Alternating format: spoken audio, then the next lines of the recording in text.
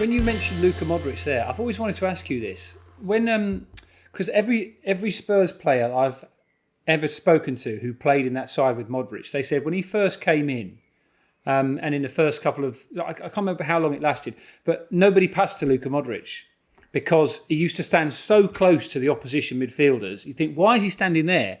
And then when they eventually realised just how good he was, they could get the ball in any situation, and he never gave it away. Yeah, what That's he did when, when I went, for him.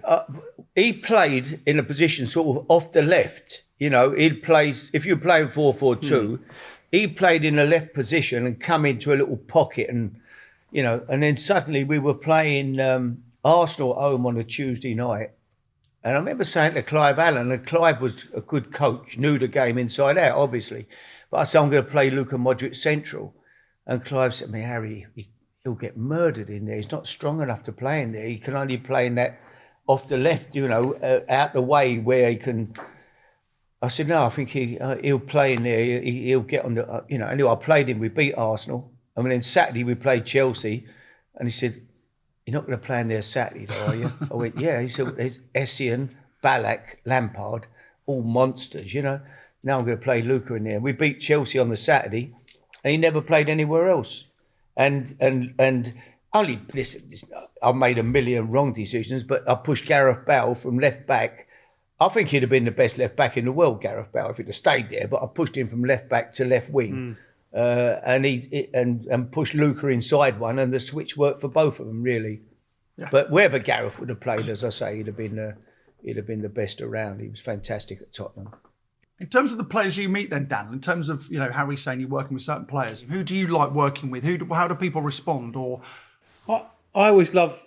I love people, one, who can tell a good story, but two, who can sort of take us inside the dressing room, because that's what.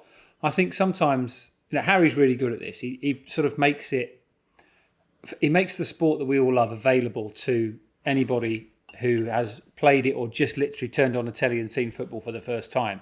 And I think that's so important to sort of throw open the doors of football and to allow you into, I always say to players, I'll get us in on time, I'll get us out on time. I can ask you a few questions, but you've got to bring the gold. And I'll try my best to bring that out of you. So, take me inside the dressing room. Tell me what it's like when you get dropped on the day of a game. Dion Dublin told this brilliant story recently when we were talking about selection for a major tournament, where Dion Dublin was the player who went into the hotel in 1998 just after Gazza had been told by Glenn Hoddle that he wasn't going to the World Cup. So Dublin was the next player in. Fans love that sort of thing, that sort of insight and sort of peeling back the curtain and peeling back the layers.